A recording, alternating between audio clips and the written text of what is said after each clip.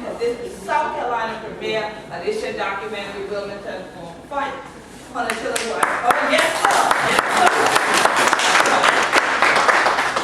So, they all in on the little secret now.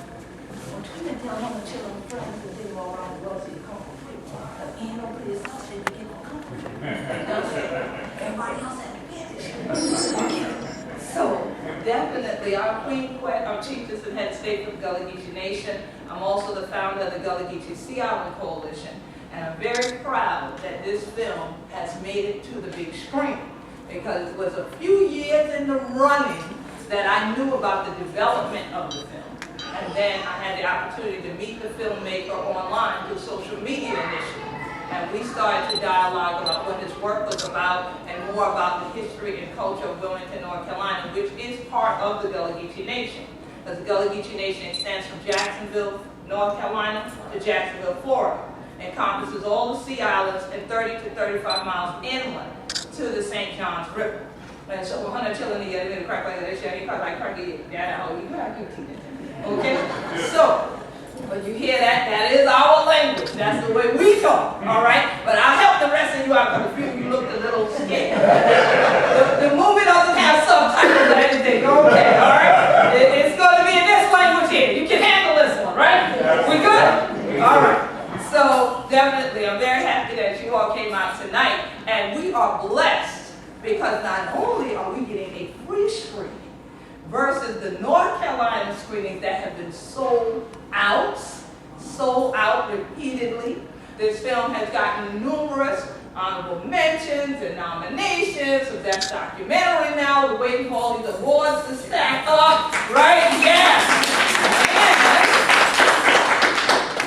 Tell nobody, but I heard, I saw it on social media, that 2 nights ago a drink was named Wilmington on Fire.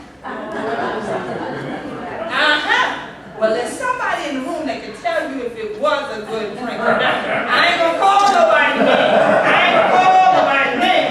But somebody in the room can tell you if it was a good drink or not. But I did get a tweet and a Facebook posting of a menu with the Wilmington on Fire drink. But that sounds a little bit too hot for my taste. So it is very good to see someone do something independently and have such success right out the gate. Amen. And it is even more powerful to see the people who were on the screen, first on the little screens, when I was seeing the clips on YouTube and stuff, walk off the screen and say, "Hi, Queen Quet, how you doing?" I'm like, "Hey, Larry, how you doing? Hey, you wait, that's kid." You know, it is wonderful because I've been in many documentaries, but you don't often get to meet the other people that are in the documentary. Or it's 10, 20 years later, and you're in the same place going, "Wait a minute, I know you." It's like, right, because we were in that film together, but we never met. It's not like, you know, even now in the recording studio, you can do a duet and never meet the person you're singing with. Amen. You can sing one place, you can sing somewhere else. They can do the video, y'all never meet either, okay? So it is a blessing to have people believe in this film so much. To say that even though it's a documentary, which means nobody got paid to be in it, okay? It's not like a big financial boom. This ain't one that we're going to see at the box office. It's outranking. It made a $20 million. We like that, though. $20 million at the box office, that weekend type of film. But even in spite of that, they are coming to see it over and over. Coming to be there over and over to hear what the audiences have to say. Coming to be a part of the circle of gathering and connection. Because for so long, and you'll see in this film, there were people that were intent on us not gathering together. Intent on us staying in separate places. Intent on boxes being built, and that box needs to sit over here, this box is built, it sits over there, and you get in your respective boxes and you stay. And this film is saying why that wasn't right then, and why it's not right now, and why the people who are supporting the film say, and we're not going to live to see it happen again. There will never be another Wilmington 1898 if we're living, you see. And so when I met Christopher Everett, He said what he wanted to do. I said, please, I can't wait. Because I've been to Wilmington so many times and couldn't understand what's wrong with the people there. And I'm serious. I told him this in Wilmington, didn't I? I said, look, let me let you know, I ain't from here. I don't know what's with y'all. Okay? I said, because I said, Helena, I never came to a place and people ask you what the history of the place, and then they act like they were afraid, like they almost jump. They don't want to talk about it. When you come here, people say, well, what you want to know? What are you looking for? Now, they ain't going to tell you everything, but they still tell you something. But in Wilmington, it was almost like, please, don't even ask. Like, so it's like, what's going on? And then the more I did research, it started to surface why the people were so traumatized and why all these things were still hidden. So this film is finally going to bring out and reveal a whole lot that even historians weren't aware of. We found that natives of Wilmington weren't aware of just the insidious nature of all of what people have heard of called the Wilmington race riots, which we more accurately call the Wilmington Massacre. That's right. And when you finish seeing this film, you'll see why we don't agree that it was a race riot, but that it was a massacre instead. And so I would like for you to welcome to St. Helena Island, first, this gentleman that is a living piece of history, Kent Chatfield. Come on up here, Kent. Come on up.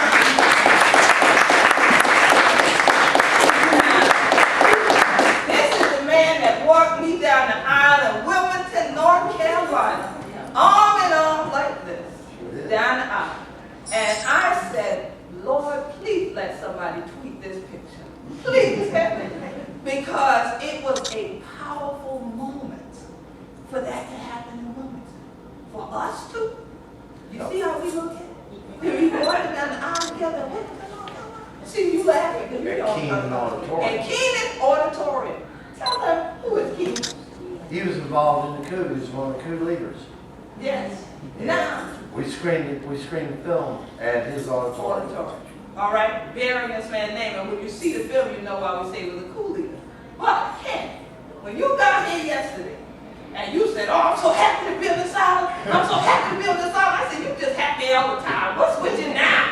Right? And you said, because my ancestor was here on this island. Right. Tell them who your ancestor was that came to St. Helena. My great-great-grandfather was Colonel John Lyman Chatfield of the 6th Connecticut Volunteers. And he invaded Port Royal in November of 1861 with the 6th Connecticut Volunteers. And then over a period of the next 2 years, he liberated the Gullah Geechee Nation. All right. You hear With the that? Union Army. Yeah. And it was amazing when he said that to me yesterday. So I had to ask him a question after I said, what you come to do this time? You ain't got to tell him how you answered that. You ain't got to tell him. I went down to Port Royal today, and I went to the point where they actually landed. Landed. I had to Wow. go. It's powerful, right? Yeah. Powerful. Had to go. Yeah, so when I say he's the living embodiment of history, every time I see this man some days, he tells me some other little bit. He just throws it at you. Well, you know, it's so and so. I'm like, no, I didn't know that, Ken. You didn't tell me that before, Ken. You did tell me about your great-great-granddad, but you ain't said nothing but it's coming to St. Helena, Ken. You know, Sure. so I'm so proud. And, you know, one of the things my family always said is, you know, blood, no blood.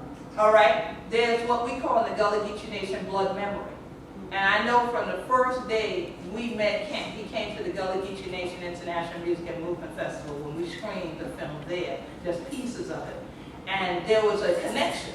It was like we had known each other all our lives. But I didn't know his ancestor and my ancestor had journeyed together all that time. But that had to be that blood memory. And then there's my little big bro, the filmmaker himself. Give a round of applause to Brother Gresham.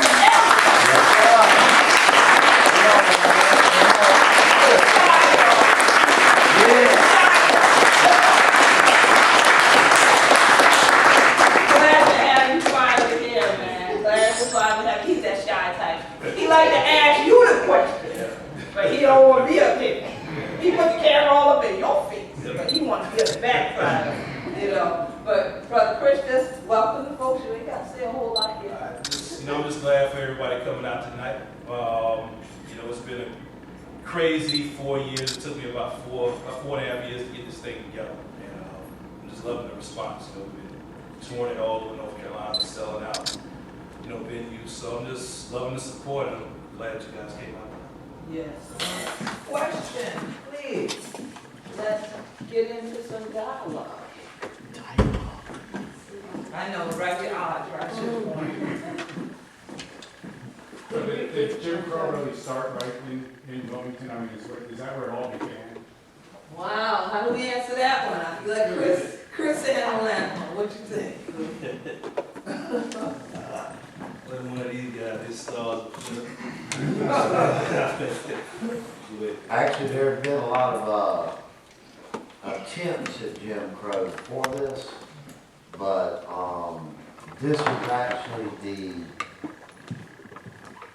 I guess it was like the foundation of where it really became organized and state sanctioned, where we actually have a legislature that enacted laws rather than local ordinances, which is what Jim Crow really was before that, where it became a statewide movement and codified in the law and enforced by the courts. And that's what really Wilmington did.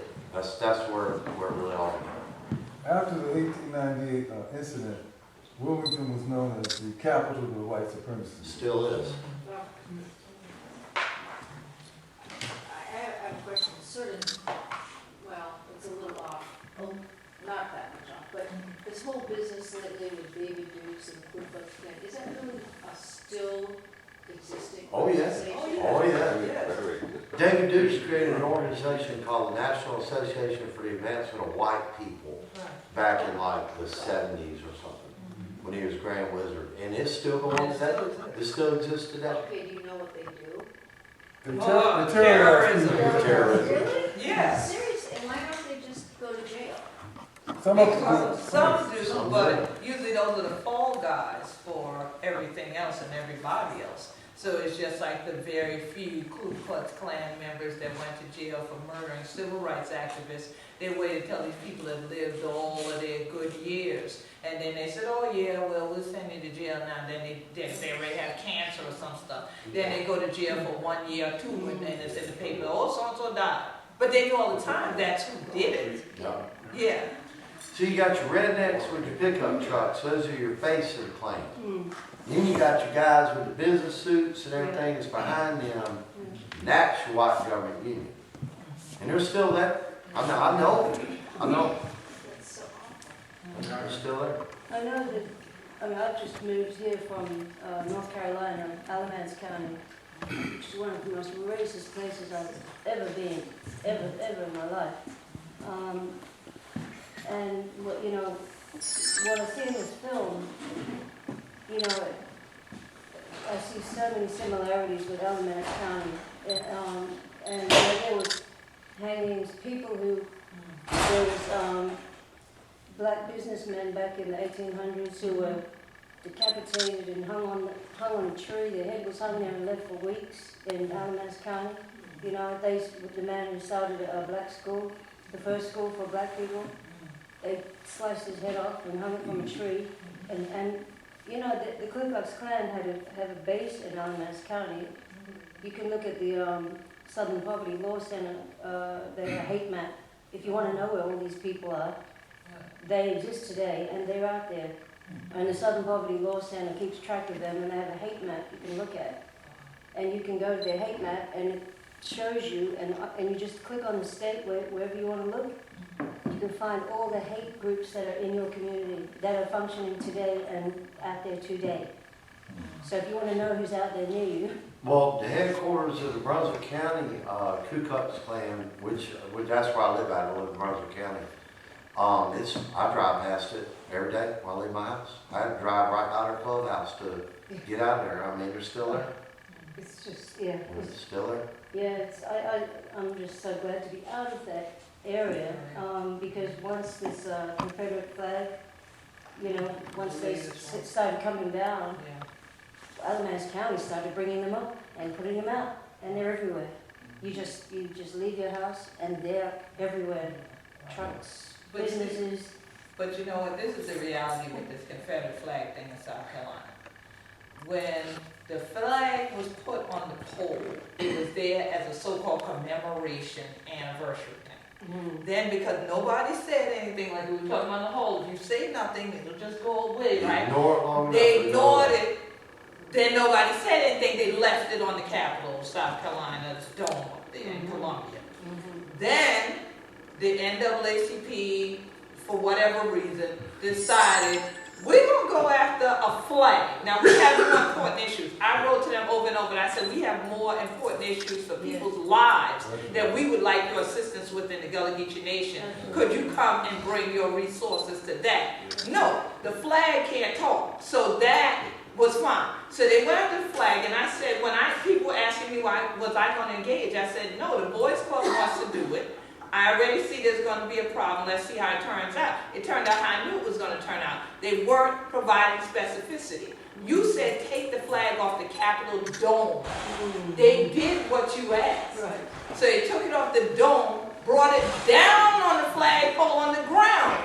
I was like, now this is idiotic because you can see it up close now. Before it just looked like a piece of rag on the top of the dome. You didn't know what it was. But now you have it here where everybody that comes to this building is going to look at this foolishness. Now, at the same time, though, a bunch of us who are historians and activists in South Carolina got one of the biggest monuments to African American history placed on those Capitol grounds as well. Nobody talks about that. No one mentions that. They don't put out tourist brochures about that to come see it. But everybody knows the state of South Carolina about this Confederate flag. Well, do you know what they're going to do now?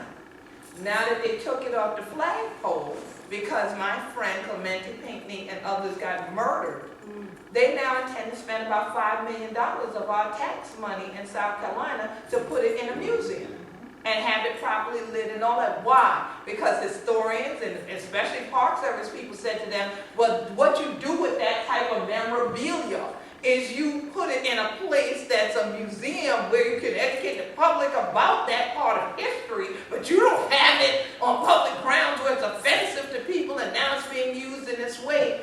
And we're like, what? So you can Google it. They have already had consultants talk to them now about how to properly display the flag, and they are looking at trying to spend at least $5 million out of our tax money in South Carolina to display it in even a more public way.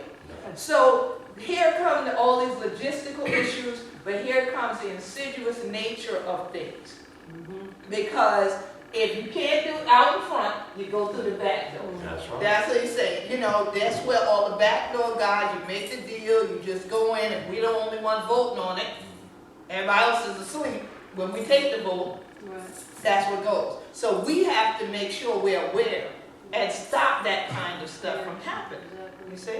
But at the same time, didn't I just read that, I think the state legislature said, no, we're not going to spend $5 million on that flag. What we'd like to do is take that flag and put it in one of the museums That in the already state exists. and actually scatter the rest of that Confederate museum throughout the museum system in the rest of the state, because that Confederate museum is being funded by state tax State dollars. tax dollars. It's not being funded by people that are coming to see it. Not enough Right. attendance is there. It- So therefore, that it should be So disbanded. we should disband it and spread it out. Amongst the appropriate museums around the country, or the state anyway. But Now, that's a good idea, and then you lose that $5 million That concept tag, anyway. but what you gain is who goes in the other museums and gets Absolutely, and still influenced have by that the choice. interpretation of that flag. Yeah, Because it all depends on who the curator is and how they're going to interpret absolutely. Exactly. it. You should go to Richmond, Virginia. Boy, I could get that, do go. They have a Confederate museum there. Yes. As soon as you walk in the front door, there's a Confederate, several Confederate flags. It's irreplaceable. Yeah. I have to say, one of the best lines in the whole movie for me, because it's just like, wow, that's gotta be so true, was when the fellow was talking about the Southerners were mad at the black people because the black people actually saved the war for the North. That's a Yes. fact. Yep. Yeah, that's a Yeah. fact. It's like, that never dawned It on just you. never dawned on me before, and I was like, wow, that really is amazing. But I was encouraged that things were going along so well, until all of a sudden they decided, we don't like this, Yeah. so we'll fix it. There's a book called Democracy Betrayed. It's actually an anthology and people tried to say that this was a secret, but it was not a secret. It's been out, I mean, Massacre.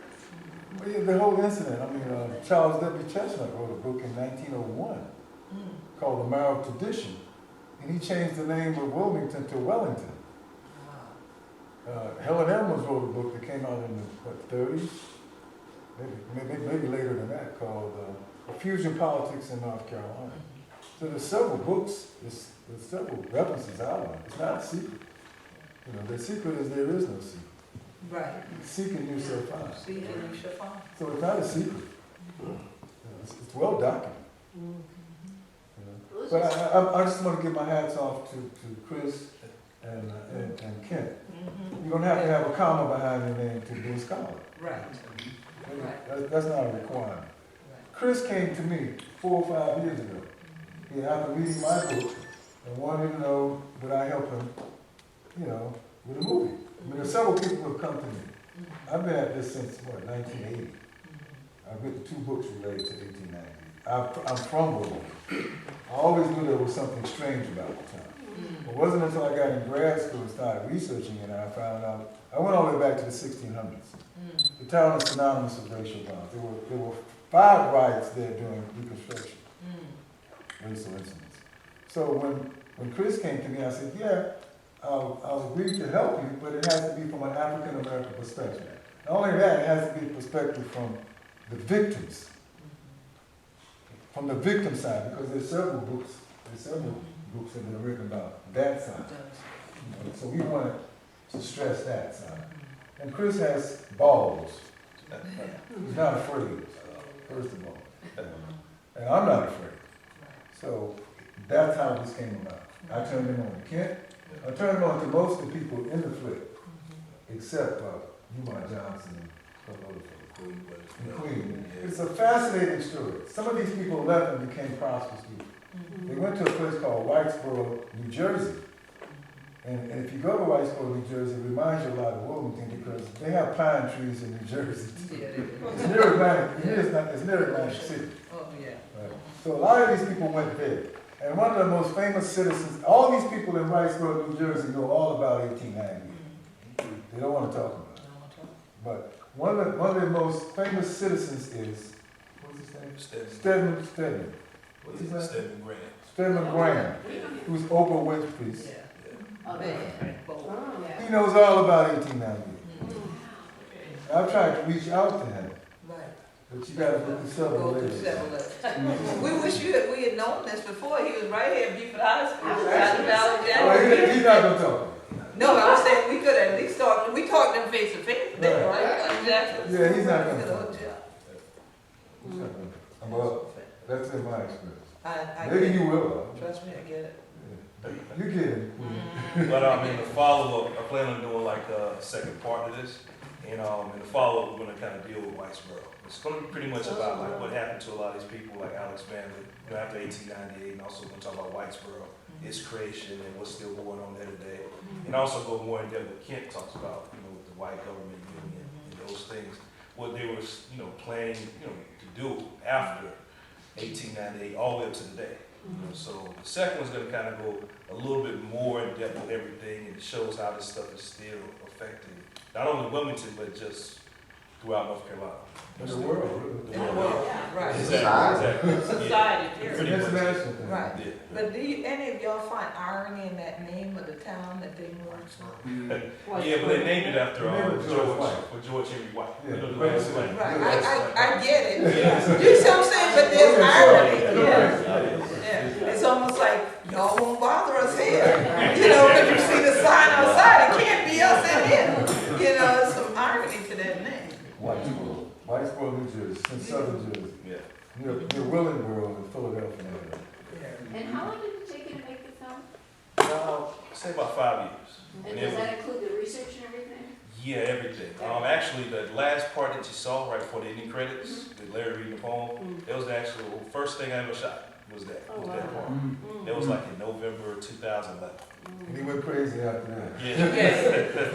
I mean, Yeah, that was actually, yeah. Not to get obsessed with this. Yeah. I have an obsession, he has an obsession, Ken has an obsession. But it was just a labor of love, really, just putting my own money into it for like 5 years, you know, in and out of jobs, trying to put my money still into it. Yeah. But luckily, I hooked up with a guy, he plays in the NBA actually.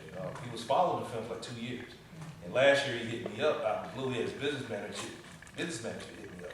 I was like, man, this can't be true. I know this guy. Because I actually, I'm a fan of his anyway. And so I was like, man, this is fake. You know, somebody spamming me or tricking me. But I talked to his business manager on the phone. They said, nah, this is the real deal, man. We want to help you out. Because he was following the film for about 2 years. Yeah. And he wanted to get a DVD. But it wasn't done. I said, hey, man, I need such and such amount to finish it. You know, it would be great. And he said, oh, that's all you need? I'll help you out. So he invited me to a basketball game. He played the Charlotte Hornets or whatever. And I watched him play. Then we talked afterwards and just made it happen. That's how I got the film. Fantastic. Yeah. Yeah. Well, and I also like the touch where Kent was working on his kitchen floor, Nah. kitchen table. Yeah, yeah. How did you get all those documents that you could take into your home? Fantastic. Which I have to say look like they were very nicely filed. To say the least, right? Well, Did you borrow them? no, actually, you know, like I said before we showed the film, you know, my family was from the Union. I'm actually the first Southerner in my family. My parents were born in Waterbury, Connecticut. That's where my family's from, Connecticut. My great-great-grandfather actually was killed in the attack on Fort Wagner in Charleston Harbor in July of 1863. And after the Union captured Fort Wagner, they renamed it Battery Chatfield in memory of my great-great-grandfather. So, you know, from the very time I was born, whenever we used to go up north to visit my grandparents and everything, we would always go to Colonel Chatfield's grave and visit. He's got a statue, a bronze statue on his grave. And so I always knew who, you know, where my background was from. And my parents were Yankees. And they hated segregation. I mean, my mom hated living down here. And, but what really got me started in it was when I was 7 years old, I found the unmarked grave of a Confederate soldier, and I dug him up. And I turned the bones over to the New Hanover County Museum. They ran a newspaper article about it, and the guys from Wilmington Light Infantry read that, and they wanted to meet this 7-year-old kid that had found one of their lost members' graves. So I got a summons down to the Wilmington Light Infantry through my parents to bring me down there. And then they took me out there so I could show them where the grave was. And then they identified the guy. All right, they even knew who he was. His bones are still in the basement of the New Hanover County Museum today in a cardboard box. So that got me started studying the Civil War and history. And that also got me into the Wilmington Light Infantry. And where I read the regimental histories, their diaries, and I read it with their own hand what they did. And then later in life, the state created that joke called the 1898 Race Riot Commission. And I call it a joke, and I'll tell you why. The North Carolina legislature created the Race Riot Commission in 1993. They put 2 politicians, 2 history professors, a retired school teacher, a curator of a museum, and a couple of community activists on it, and said, okay, we're giving you a mandate. It's a legislative research commission. Okay? We're giving you a mandate to research this event, write a report, give it to the legislature about what your investigative findings are. Okay, well, you got a legislative commission. So when I went in front of them the first time, I asked them, I said, okay, well, see, it's 2003. Y'all been at it for 10 years. What's your budget? Your budget. How much money did the legislature, which created you, gave you this mandate, gave you all the powers of the state, resources of the state, to research this event. Y'all been doing this for 10 years. You ain't come up with nothing Oh, my God. until I come in here. You haven't found anything. Okay? How much money did the legislature give you to research this? Nothing. They didn't even give them gas money for the commission members to come to the meetings. They don't want to do it. So what did you expect them to find? Exactly what they found. Nothing. And until I came in front of them with my research, that's exactly what they had. And the only reason I came forward when I did was when they created the Research Commission in 1993, I remember reading about it in the newspaper. I laughed. I called my wife over there and said, read this. She read it. I said, they ain't gonna find nothing because they're not looking for it. Okay? This is an excuse. If you ignore it long enough, it'll go away. Okay? I said, watch and see what happens. 5 or 10 years from now, after they go through all the money that the legislature gives them, they're going to announce that everybody's dead, we can't find the records, it's not going to be a report, and we're just going to have to stick with what the story was that Cool Wiggins wrote in November of 1898. Sure enough, 10 years later, 2003, Kenneth Davis, who was on the Racetrack Commission, publicly stated in the Star News newspaper, everybody's dead, records all lost, we're disbanding the commission, no report's going to be written or anything. So I called my wife over, okay, Cooker, you got to read this. Remember what I said 10 years ago? I said, yeah. I said, now watch this. Picked up the telephone, made one phone call. Said, yeah, I need to talk to this person. Okay. An hour later, the call came back. I told her, we went over a few years that we had not seen each other. And I said, okay, I need to know where these records are. And I know you know where they're at. And she said, what are you looking for?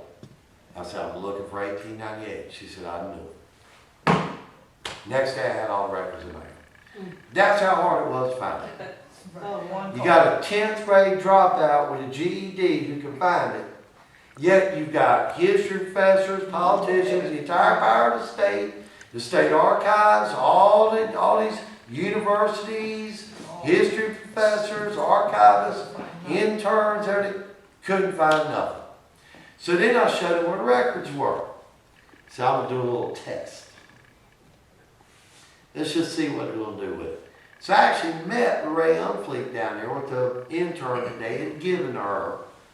Oh, by the way, between the first time I appeared before the commission and the second time I appeared before the commission, they hired Ray Unfleet to write a report. And the reason why they did that was I told them at the first meeting, I said, y'all have to write a report, I got it. I'll take care of it. No. Can't have you writing it. So in between my first appearance and second appearance, they hired Ray Unfleet, who knew nothing about 1898. Nothing. Anything. Got it on tape. She admitted it at the second meeting. Didn't know anything about it. They just hired her, fresh out of college, to write this report. It took me 2 years to educate her. It took her 2.5 years to write a report. Okay? So when I went in front of her the first time, I found out they didn't have any money, none, to do anything. I said, well, y'all don't have to write a report, I'll take care of it. No, we'll do it. I said, okay, I'm going to sit back and watch, see what they do. So I went in front of them the second time, they hired Ray Unfleet. They said, we're going to do a report, we're going to do a full-scale investigation, we're going to go to the legislature, we're going to get money. They never did. And so I met with Ray Unfleet where the records were. And I said, okay, there's this, and this. And I had to leave for a few minutes. I had to leave for 20 minutes. So I'll be back in 20 minutes. I came back 20 minutes later, they were gone. They were gone. I said, okay, what did they get? The guy told me, he said, they copied this, and this, and that was it. I said, they go upstairs looking at the 5,000 pages of documents over there? Nope, didn't even want to see it. I said, okay. Well, the proof that they did not go through McCoy's records, I proved it to Mr. Everett, 10 years later. We were filming it at the Latimer House. We were walking through there and I went, hey, Christopher. I said, see this deed book right here? He said, yeah. I said, there's a deed book that William Barry McCoy stole out of the Register of Deeds office in 1908 to cover up the theft of all the property. Right. Lorraine Unfleet says in a state report that there were 16 properties that changed hands according to the Register of Deeds book in the Register of Deeds office in New Hanover County from 1898 to 1908. 16 properties. That's absurd and ridiculous. Any archivist that even saw that would say, we're missing a deed book. The other deed book was in William Barry McCoy's personal papers. I showed it to Christopher, the archivist overheard it, and they turned it into the clerk of court's office. The register did the book that I found has hundreds of properties recorded in it that were stolen from the African Americans between 1898 and 1908 when McCoy stole the book out of the Register of Deeds office to cover up their crimes. I found it in 2003. We turned it into the clerk court in 2014. Yeah, the state didn't mention it in their report. I found it. That was obviously the beginning of the term called cooking the books. Cooking the Yeah. books. Yeah. But then when you look at the deed book, we looked at it first, it's like it's so old because they didn't preserve it. They didn't Right. preserve And the stuff is just like, Deteriorating. Yeah. it. If anybody messes with that book, they need to go through it one time, make a Yeah. copy of it, Okay. and that's it. Right. Because that's probably all you're going to get out of it. Right. Well, let me ask you a question. In this year's elections that are going on, there's an awful lot of publicity talking about the legislature of North Carolina being very difficult and doing strange things, and I don't know all the different aspects of it, but it was well discussed that they're doing an awful lot to making it difficult to register to vote. And is this in your collective minds a follow-on to effectively what happened in It's a Or is continuation. it a different approach? No, it's a continuation of the activities of the white government unit. Yes. They don't call themselves that today because it's not politically correct, okay? But it's still there. It's still there. The institutions they created are still there. The laws they created are still there. The hereditary judgeships they created are still there. Do you know that North Carolina has an aristocratic form of judiciary? Sure does. You have fathers who will their judicial benches to their sons. And I'll prove it to you. William Barry McCoy, the leader of the coup. His father was a Superior Court judge in New Hanover County. Died in 1875. Right after McCoy pulled off this coup, gosh, he got appointed as Superior Court judge. All right? Give you another example. There's a family in North Carolina called the Henry L. Stevens family. Henry L. Stevens Sr. was a Superior Court judge. Henry L. Stevens Jr. was a Superior Court judge. Henry L. Stevens III was a Superior Court judge.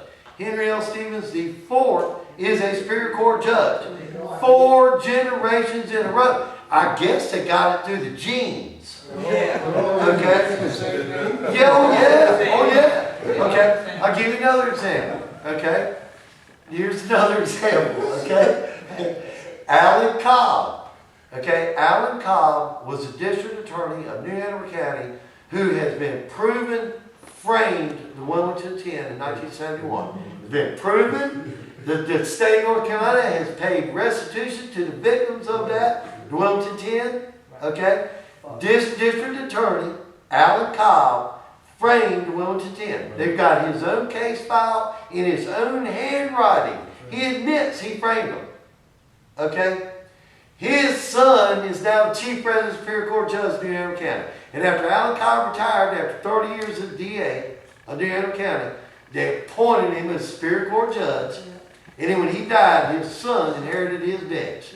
North Carolina has an aristocratic form of government. And if you think about the Confederacy was an aristocracy.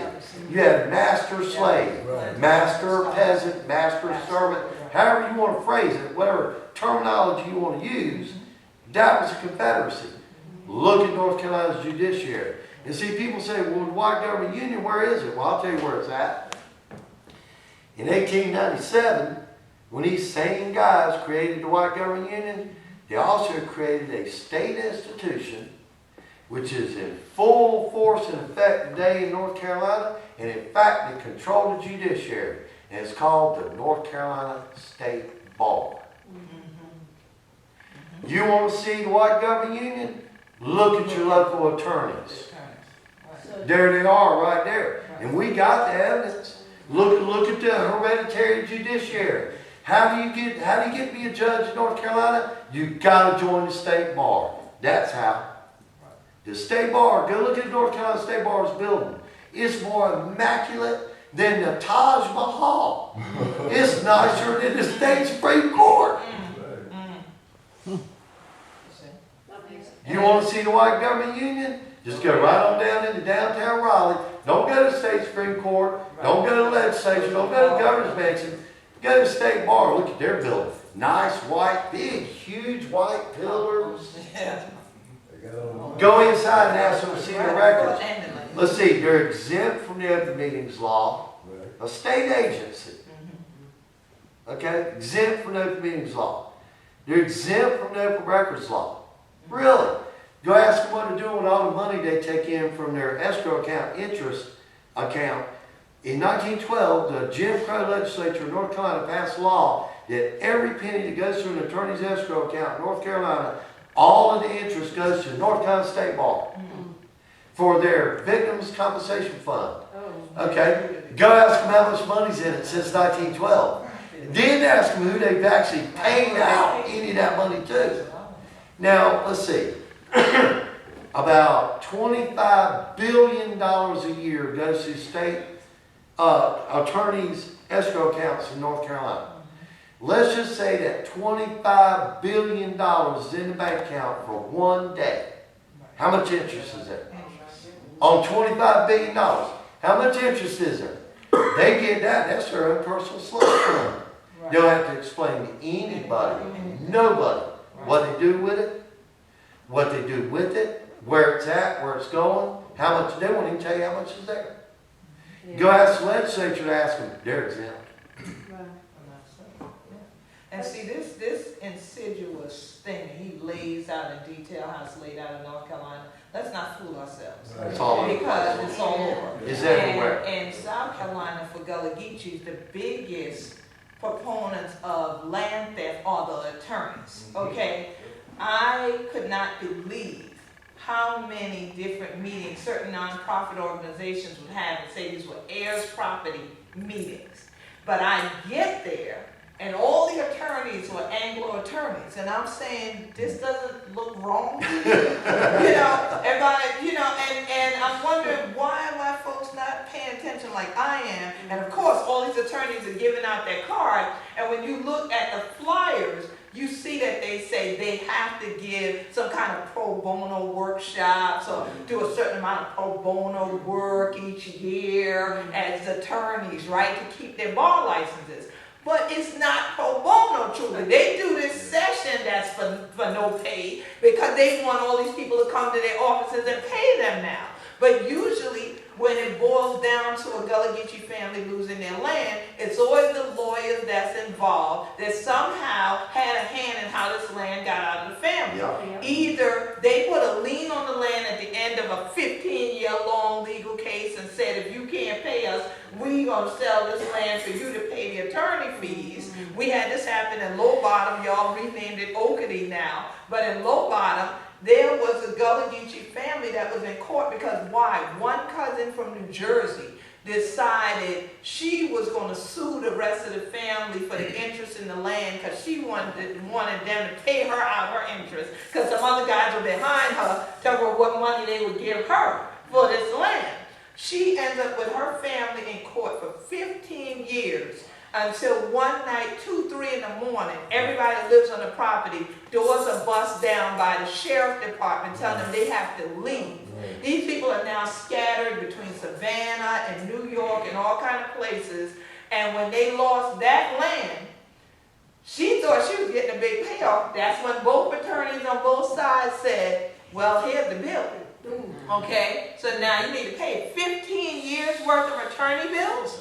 So now nobody could afford to pay the attorneys. The attorneys both put the liens on. The judges forced the sale and forced it to the destruction companies. I know y'all call them developers. That really were behind this whole thing to begin with. And they ended up with the property. So that's just one example. But this is how, when he talks about all these layers and the folks that are in the suits and the way the system is designed, let's not fool ourselves and think that Wilmington is just Wilmington. Wilmington is in South Carolina, Wilmington is in Georgia, Wilmington is in Florida. You got me? And after they sold the land, who ended up with the money? Thank you very much. There it is. Yeah, they There got it the is. money. The family didn't get nothing. No, the family got put out. They got put that, kicked off the land, and the attorneys got the money. Right. There's White Government Union, right there. That's how it works. You know what happened after the 1898 report was issued? One of the people in the General Assembly, I think he was a Democrat. No, I was a Republican. He said, "Oh, they let the cat out of the bag." See? Yeah. And I said to myself, it was more than a cat. More than a It's cat. like a tiger to me. I know this. So it's out. It's up. It's out. And thanks to these, thanks to Chris.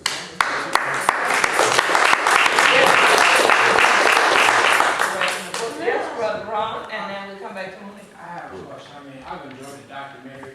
I was unaware of the events that happened that the documentary talked about. And throughout the documentary, I hear all this happen. And I'm not gonna lie, this film, it angers me inside just to hear that kind of stuff. It really tears me up in a way that I can't really describe. But throughout the movie and the film and everything that y'all been talking about now, I've heard nothing but problems. Like, where's the solution in all this? What is happening like today? What's happening tomorrow to stop this stuff, to tear down this white government unit? What's happening? What's going on? What are we doing? First of all, we gotta educate our people, because you just admitted you don't know nothing about this. Yeah. How are you gonna fight what you don't know? Right. Okay? And I'll give you an example. Okay, and I've asked this many times. We screen this a bunch of times in North Carolina. And I always ask the audience, how many of you have read your state constitution? How many? Raise your hand. How many have read your state constitution from cover to cover? Okay? You're not going to win. Till you learn the ultimate law that empowers these people who are above you due to your state constitution. They got power over you. You can't send somebody to prison. That judge who gains his power to your state constitution can send you to prison. Until you learn the law, the rules they're playing by, you can't fight this. That's right. How you gonna fight something you don't even know what you're fighting? Right. So until you educate yourself, because you're not going to get it at a university, they're not going to teach you this. How many people in there have degrees? How many people in there have degrees? And you haven't even read your own state constitution. Okay? All right, so your degree is not going to help you fight this. Right. You didn't learn it in school. They didn't make you read your state constitution in order to get your degree. So how are you going to fight this if you don't even know the rules that you're fighting by? So, you know, you're going to have to educate yourself. And that's what we're doing. We're traveling around trying to educate people that you need to get up to speed on how the game these guys are playing. Okay? Until you learn the rules they're playing by, you ain't got a chance. And see, what he just pointed out is critical.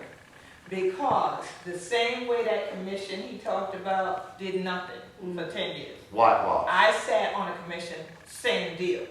When we tried to point out to them, I would be the one sitting on the commission saying, excuse me, what y'all about to vote on is illegal. That is illegal. That's a federal law you violating. The rest of them would look at me like, she don't know nothing. And to be honest, it was like, she don't know because she black like us. That's honestly what they were thinking, okay? They would not accept this. Tell some Anglo person would stand up and say, excuse me, y'all are dismissing what Queen Quet just said, but actually she's correct. Right. That breaches the da-da-da, the this, the that, then they don't look like what? But again, what did he just say? I studied law. I studied law more than I want to. So much so that when I've been deposed in a land case, someone tried to sue my family because he was desecrating our burial area. And we were telling him he ain't gonna do it. We're not gonna tolerate it. He sued us because the newspaper put him in the paper for doing it, and now he said that we defamed him because he was in the paper desecrating our burial area. So in the deposition, the attorney sat there for 15 minutes trying to get me to say that I am a lawyer, that I'm actually a lawyer. He wasn't even getting to any of the issues that we were dealing with. You're a lawyer, right? You are an attorney, right? You have to be, you're an attorney. Where do you practice law? He asked this question so many different ways, it was ridiculous. I was like, okay, are we gonna ever get to anything else? Do you have anything else you wanna ask me? Because they couldn't believe that anyone, especially around here, had educated themselves about the law and then would use it, would know it and use it to your family's benefit, to your own benefit. And that's what people rely on. That's what these folks in power, so to speak, rely on. Is that most people are not going to read, and they sure enough ain't going to be reading no constitutions and no legal jargon. Right. And so even if you read it, you don't understand it. And so therefore, your fight is lost from the beginning. And they rely on that. They want you to go back and watch reality TV and leave it alone. Just, right, that is reality TV anyway. So it's like right now tonight, do you know how many people who are not in here tonight because their TV show on? That's right. You got it? But they will ask me tomorrow and the next day, how did that go? Yeah. Because I figure since you've been showing a movie when the DVD come out, I'll buy one from you. Right. Okay? And then there are others who they saw what the topic was about. So they weren't going to come in here. Right. Especially that we were going to have a discussion. They don't want to talk about that.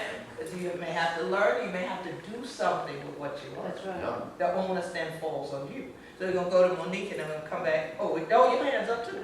All right, I wasn't sure if you were relaxing it because we got to go. I'm going to you.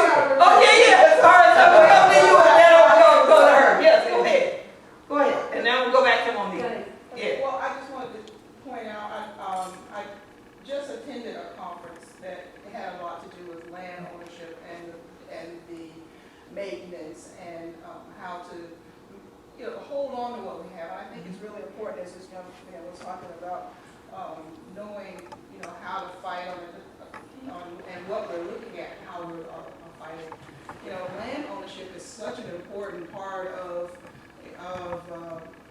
who we are, and not only did the people in Wilmington, the black families in Wilmington get killed, but the thing that really sealed the bargain for people being able to return was where were they going to go? Mm-hmm. All their property was taken away from them, seized. Yeah. Exactly. So where were they going to go when they came back? And that saying that there's one thing God ain't making no more of, and that's and it's amazing how when we see like issues like this come up and we have an opportunity to learn from it and express, ask questions and that type of thing. When the Center for Heirs Property puts on programs and offers legal advice, how often are we there to take advantage of those situations so that we can benefit from them? So when somebody comes knocking on our door asking to buy our valuable timber for hundreds of thousands of dollars lower than the price that we should be paid, but we'll give it to them because we don't know any better. So empowerment, that the knowledge is powerful, and I think just showing looking at the amount of research that you've done and the paperwork that you have to document that. And one of the things that I've just begun to really appreciate in my family is my father is passing on paperwork, documents, deeds, of all of the things that are in our family. And he says, well, he's in his 80s, and he's telling stories, and I'm recording them and typing them up and listening to these over and over again because I want to know the history, because when somebody comes knocking on my door to say this property is, I'm going to have paperwork, I'm going to have documentation. I'm going to be able to stand up and say, no, you cannot because, of this. And so we really need to really empower ourselves. And you've just shown, the ability of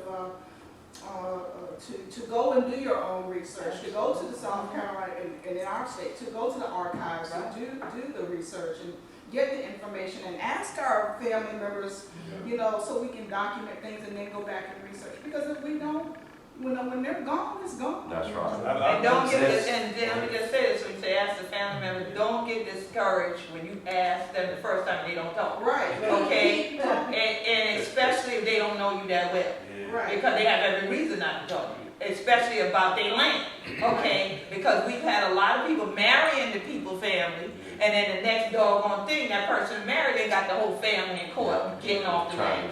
So again, there's a history there when they don't want to talk. So, but don't give up. And that's something I know y'all know well.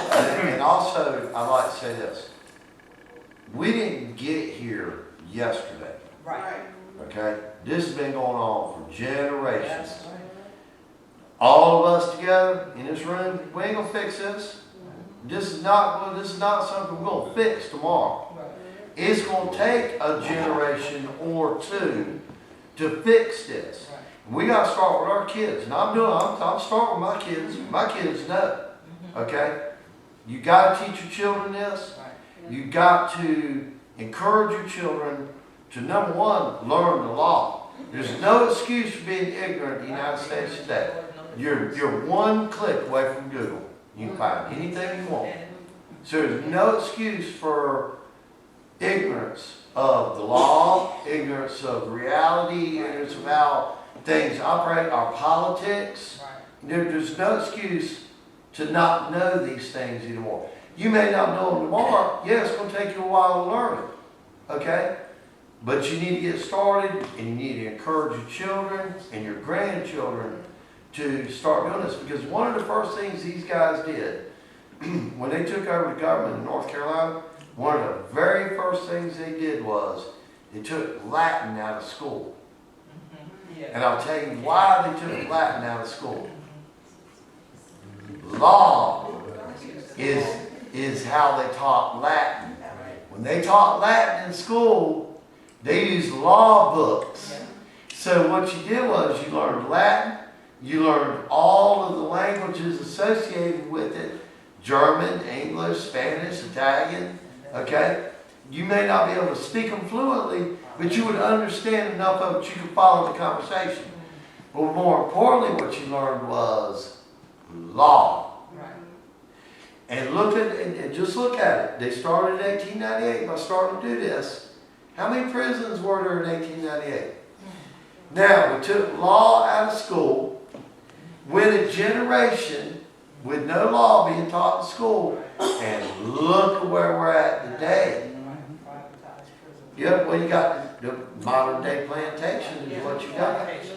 You got the modern day plantation, and it's controlled by law enforcement, the courts, the lawyers, white government people. It's created a new plantation. They dumbed you down, made you stupid because they didn't teach you law in school anymore. When you turned 18, the parents threw a set of car keys at you, and then they wonder why you're calling them at 2 o'clock in the morning looking for bail money. Okay? I'm not going to do that with my kids. I own a law library in my house, and I'm not talking about on the computer. I'm talking about the books. That's my children's required reading. And when my kids get turned loose on the street, they're going to be calling me at 2 o'clock in the morning looking for bail money. Because they're going to know the law. They're going to know what it can do, what it can't do, what it's supposed to do, and what you're not going to do. What our society is not going to tolerate. Okay? And if you're waiting for somebody else to teach that to your children, you might as well go ahead and start raising the bail money now.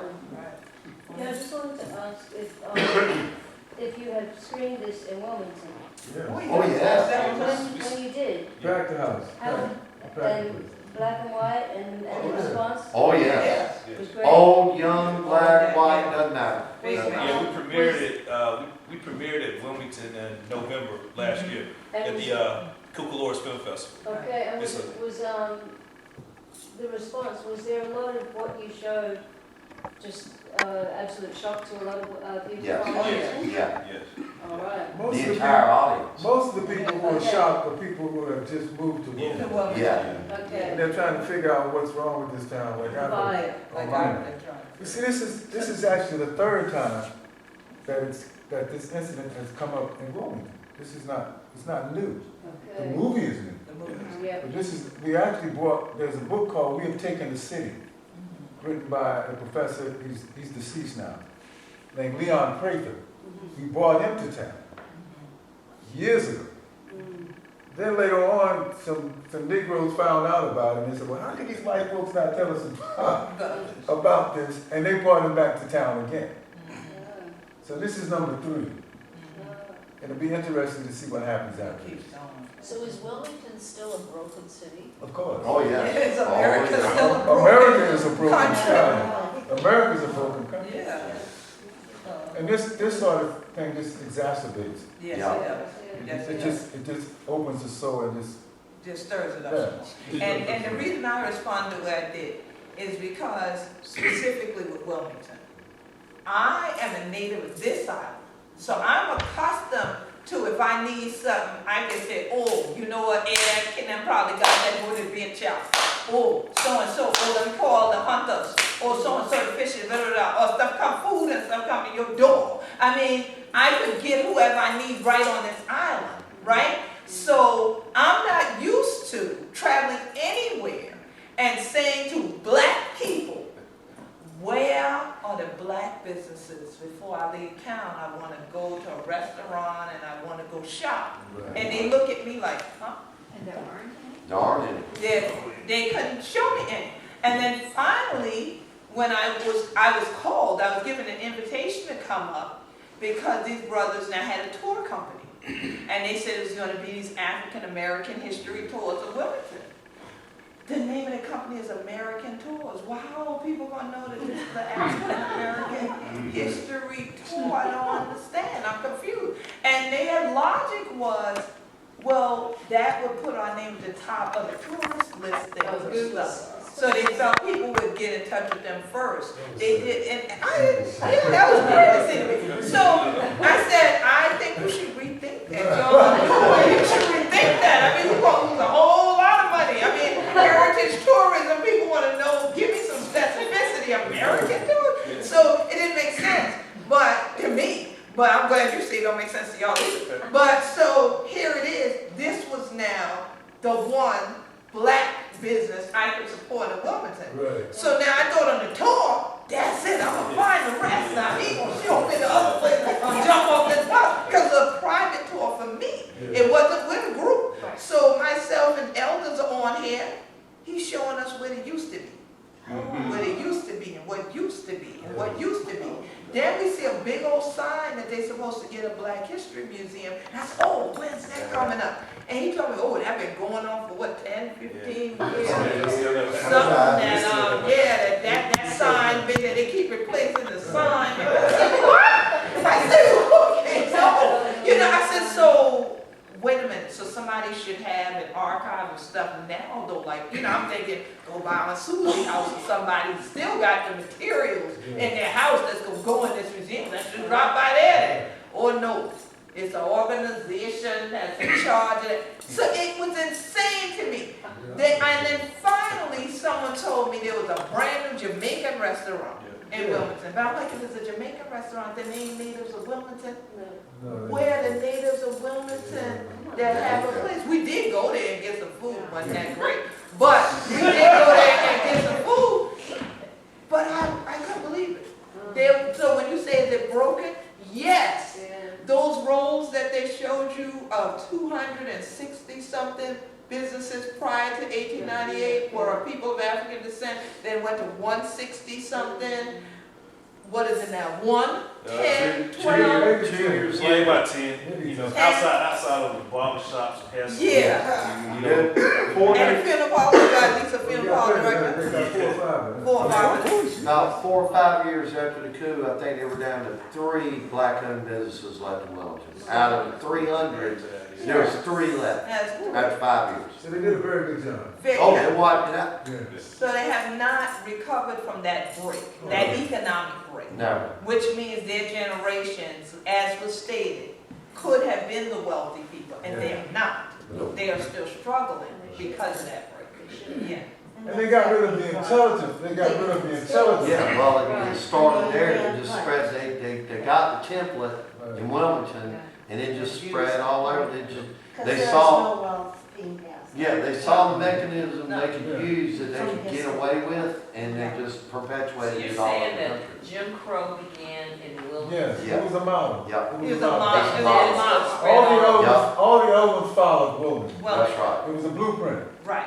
Atlanta, Okay. Tulsa, Tulsa, Rosewood, Rosewood, all those followed Wilmington. Right. It was a prototype. It was a prototype. So an excellent homework film to watch, and you can Google it and pull it up, is The Rise and Fall of Jim Crow. Now, I did show the first part of that series here a few years ago, because they shot part of it here. But The Rise and Fall of Jim Crow, it was a PBS documentary when PBS used to care that there was a thing called Black History Month. Okay, they showed it then. And they used to fund movies for that period of time, even when they didn't for any other period of time. But it is a great follow-up to seeing this, because now you'll have a backstory also about who Jim Crow is, how that character came to be, Yeah, and how we yeah. came to start using the terminology for these coup d'etats and massacres and Jim Crow crimes and Jim Crow laws and the Jim Crow era. So that's an excellent film. And we do have, at the Gullah Geechee Sea Island Coalition Archive, we do still have copies of the educational literature that went with that. And we had sent that out to Beaufort County school districts when that film was first shown. We first showed it when St. Helena Library was inside the St. Helena School over there as well. That's when it first came out. And so there's a lot of things that, again, when we watch these films, I encourage you, and that's why we're in the library doing it. We could have rented the theater in Beaufort like they did elsewhere and charged people to come, but we wanted to have it here because we wanted people to realize you need to do more research. Even once you see what's on the screen, you need to read some books, you need to read some literature, you need to go in Kent House for 2 years and read files. You need to do these kinds of things because there's so much more behind it that you really need to know. I would really like to see this again. Yeah, Have to the absorb even more. conversation, right, Yes, because there's so much. yes. There's just so much. But what we really need is a lawyer to carry those cases through. Yes. Deal specifically with, well, we need a pro bono law. Also, you gotta find a lawyer who no longer cares about their career anymore, because once they win this case, it will be their last case. They will disbar Maybe a it. young law student, a young eager law student. Yup, they will disbar And it. that will hit them in the No doubt. pocketbooks. I believe in hitting them in the pocketbooks. That's what I say. And we can get compensation for those people. I mean, Manly's building was burned down. That's clear evidence there. That's bona And fide, photographs. They got the And photographs. photographs. I mean, so that he has a case. Absolutely. They all stood in front of They it. stood up. Yeah. They had the faces. And Thomas C. Miller, we have evidence that he sustained the law. Sustained. So these are the two people that I've been concentrating on, Right. realistically. Yes, I understand. Because if you ask for reparations, then that's You like, have to have realistic. that's like a snowball in hell. Right. Well, Well, It's not gonna happen. it's the same thing, and also going back to the Latin, it's having to know how law is interpreted. That's right. Because you can lose a case based on little words like willingly and knowing. That's right. Because in our graveyard case, we won because we had the evidence, but I also had the knowledge of that one little legal phrase, willingly and knowingly. Yep. And so we had to continue to put that in when we deposed the person who did it to say, oh, but you knew this was it? You knew it was a graveyard, but you still did it up. That says, I did know and I willed myself to go and do it anyway. Yeah. So I willingly and did, so you're guilty. But a lot of other cases have been lost because the people didn't know that that was that one little piece of law that was throwing them out. These guys would come and lie, well, I wasn't sure it was a graveyard. With the big headstone there, you wasn't sure it was a graveyard? You know, that kind of stuff. So again, when having the evidence, like he's saying, realistically, because right now there's a few cases people say they're doing that I'm like, if y'all would talk to me, I'd like to help y'all, and they wouldn't. Not they're thinking these attorneys are going to help them. Them attorneys ain't trying to really help them. Them attorneys know that yeah, they want to just get paid even though it's a losing case. And I'm saying, let me help you because there's some wording and other things and some other documents and some key people to bring as expert witnesses that'll help y'all case. And no, so they put cases in court that right now I'm reading by the news that the people are going to throw them up because of the way they wrote even the case up that they're getting ready to throw this stuff out. So it's very critical To know, to read, to know, and to understand and comprehend.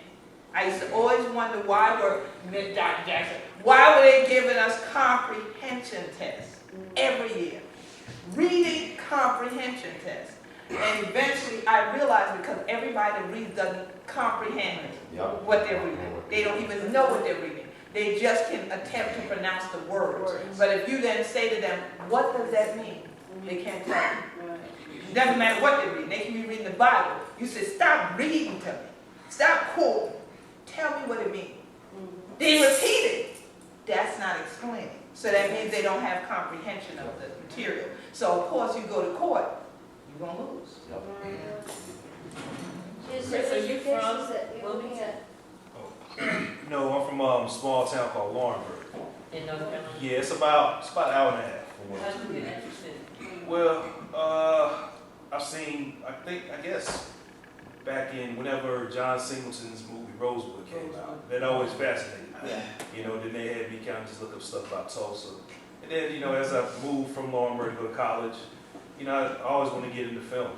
And then I just started seeing different articles over the years about, you know, stuff about Wilmington, other race riots, East St. Louis riots. And so I just decided that I wanted to do something, you know, some type of film to start off like a production company or something. And I just kept seeing some stuff about, you know, Wilmington Massacre and didn't see anyone do like a major project on it. So I got interested, and that's when I reached out to Larry. I did some Google search, and he had some videos on YouTube where he was actually interviewing Dr. Manley. Y'all was at some school, and you know, y'all was, yeah, and you know, he just talking to him and doing a lecture about 1898. So I reached out to him and said, hey, you know, I'm trying to do this thing, you know. These fellas do wrong care. All the right there. Yeah, And so, I would look at it. you know, I just always had an interest in history. And then when I started doing some research, I found that this thing was kind of bigger than Wilmington.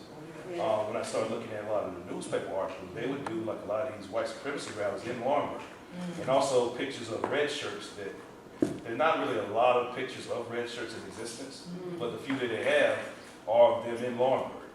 You know what I'm saying? So I always thought that it was kind of interesting that this just wasn't something that was restricted to Wilmington. This was a statewide movement. That's what really got me wanting to do it, because this affected the whole state, you know, which I live in. And also, you know, Laurinburg was heavily involved as well. I think they sent some red shirts from Laurinburg to actually participate in the massacre, and they came from everywhere. Not only Laurinburg, but all over the state participated. So that's what kind of said, wow, so where I'm from is actually connected to this as well. So I gotta do something. You know, that's what kind of just drove me to kind of. just local people. No, they came from South Carolina too. They came Ben, what's the guy, Ben? Ben Tillman. Actually, it's part of the story you haven't been told yet. Right, that's the next part of going to. But I know Ben Tillman. Ben Tillman. Yeah. Pittsburgh. He actually came, when I was telling you about the newspaper articles, he actually came to Laurinburg, Fayetteville, making his document in newspapers, coming to talk about, you know, this whole white supremacy movement. And he was talking about Alex Manley. He was saying that if, you know, that Alex Manley was living in South Carolina, we would have hung him a long time ago. You know what I'm saying? So he would come up from South Carolina to kind of join in the whole movement. Ben Tillman. Ben Tillman, Pittsburgh. This document, you can look up the old newspaper. Yeah, he was About one the of the history of worst Clemson of the worst. University and Yeah, all that. So you got Pittsburgh. Alex Manley actually went to see McKinley Yep. at the White House. Really? And McKinley was going to talk to him. And when somebody told him who he was, he blanked. Then he's down. Yeah, they kicked him out. You know, if we had people like courage, this would be a different world. Oh, absolutely. Well, but they could have courage, and then if they lack greed and jealousy, then it would be a real Integrity would be good. integrity would be outstanding. Right. Donald Trump has it. That's right. And don't make him the bar for that. You know you voted for me out first. That would help us out. Calm down, calm down. Drive me crazy. I just have to say, I think that at least making the movie and getting it out there has got to be a good first step. I don't know what the solutions are, honestly, I don't know. I'll do it. If But the more you people don't that start see to it. tell the story, Yes. You Yeah. know, certain guidelines. Yeah. Did you find, when you were in the 4+ years of documenting and researching and filming it, did you find doors were closing in your faces? Not necessarily. No. Like I thought that at first. Like I thought, like okay, if I need to get some archival photos at a certain museum or Right. place, like they're just gonna just say no. But they didn't. I think because I think a lot of, like Larry said, a lot of people have tried to attempt at making movies about 1898 over years. Even some Hollywood people have tried to do something on it, but they just never did it. So I guess they feel like, okay, this little dude from Warrenburg, nobody, he's not gonna do nothing with it. So we'll just whatever. Yeah. You know? Yeah, yeah. So, you know, but when they give me the permission to use the stuff, I'm gathering it, you know, so I think people underestimated, you know, what I was gonna do. So that's why I think, and they just never closed the doors. So there might be some regrets there, but too late, I too think little. so. Yeah, it's too late. Yeah. You know? Yeah, Yeah, 'cause- it's out there now. It carries out of the It's on film. It carries out of the And see, That's right. when I was doing my research, I just didn't tell anybody what I was doing. Well, I wondered, when you went, what, And, you know, I mean, I'm white, I've got the accent, right. I know the code words, Yeah. okay? Mhm. And so I was able to get places where like Larry couldn't get, Yeah.